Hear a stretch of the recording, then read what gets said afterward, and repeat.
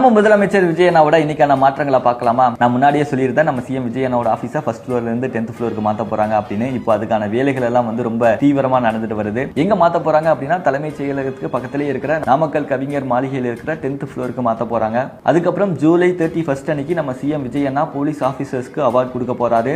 இந்த ஃபங்க்ஷன் வந்து எக்மோர்ல இருக்கிற ராஜரத்னம் ஸ்டேடியம்ல நடக்க போகுது. போலீஸ் ஆபீசர்ஸ், காவல்துறையில சிறந்து விளங்கின அதிகாரிகள், தீயணைப்பு துறையில சிறந்து விளங்கின அதிகாரிகள் எல்லாருக்குமே அவார்ட்ஸ் கொடுக்க போறாரு. அதுக்கப்புறம் டெல்லியில நடந்த மாணவர்களோட போராட்டத்துக்கு மிகப்பெரிய வெற்றி கிடைச்சிருக்கு. மத்திய கல்வித்துறை அமைச்சர் தர்மேந்திர பிரதான் வந்து பதவி விலகி இருக்காரு. 3 கோரிக்கையை மாணவர்கள் முன் வச்சாங்க. தர்மேந்திர பிரதான் பதவி விலகணும், இறந்து போன குடும்பங்களுக்கு நிதி கொடுக்கணும், போராடின மாணவர்கள் மீது சட்ட நடவடிக்கை எடுக்கக்கூடாதுன்னு. இப்போ தர்மேந்திர பிரதான் பதவி விலகிட்டாரு. மாணவர்கள் மீது வந்து கேஸ் போட்டாங்க. அந்த கேஸ் எல்லாத்தையுமே வாபஸ் வாங்கிட்டாங்க.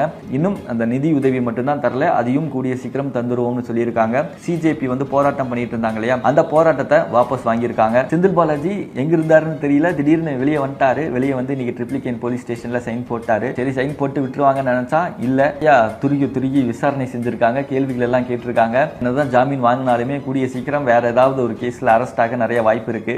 அடுத்ததான் அறநிலைத்துறை அமைச்சர் ரமேஷ் அவர்கள் வந்து அதிரடியான சில நடவடிக்கை எல்லாம் எடுத்திருக்காரு. கோயில்ல லஞ்சம் வாங்கக்கூடாது, கோயில்ல வேலை செய்யறவங்க யாராவது ரொம்ப அலட்சியமா செயல்பட்டா அவங்கள வந்து அவங்க மீது உடனடி நடவடிக்கை எடுக்கப்படும் சொல்லியிருக்காரு. மக்கள் எல்லாருமே நீண்ட நேரம் தரிசனத்துக்காக நிக்கிறாங்க, அவங்க நீண்ட நேரம் நிக்க கூடாது, உடனடியாக தரிசனம் முடிச்சுட்டு போகணும். அதுக்கான வேலைகளை பார்க்க சொல்லியிருக்காரு. டெய்லி மார்னிங் அண்ட் ஈவினிங் வந்து அதிகாரிகள் வந்து டெய்லியும் மார்னிங் அண்ட் ஈவினிங் கோயில் வந்து ரொம்ப தூய்மையா இருக்கா அப்படின்னு சொல்லி செக் பண்ண சொல்லியிருக்காரு. இந்த மாதிரி நிறைய விஷயத்தை எல்லாம் அவர் சொல்லியிருக்காரு. அண்ட் ஜனநாயகனோட கலெக்ஷன் ரிப்போர்ட் வந்திருக்கு. ஜனநாயகன் 112 கோடியை கலெக்ட் பண்ணியிருக்கு. இதுதான் இன்னைக்கான விஷயங்கள். நாளைக்கான விஷயங்கள் தெரிஞ்சுக்கணும்னா மறக்காம